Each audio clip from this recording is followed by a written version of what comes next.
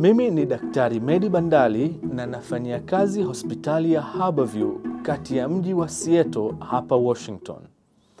Je, unajua kwamba kifua kikuu TB bado ni moja ya magonjwa hatari ya kuambukiza yanayoua watu wengi duniani?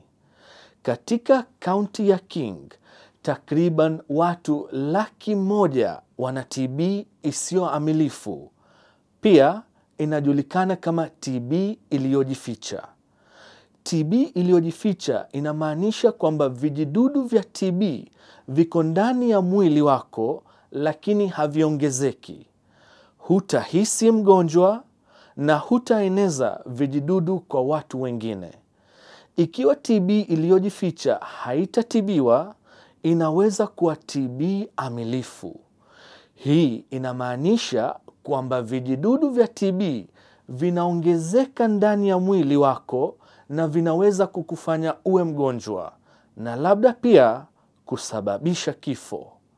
Mtu mmoja kati ya 10 mwenye TB iliyojificha atapata ugonjwa wa TB amilifu katika maisha yake.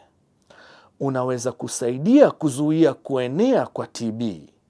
Ikiwa ulizaliwa nje ya Marekani, unaweza kuwa kati ya kundi ya watu waliokuwa na hatari kubwa ya kuwa na TB iliyojificha.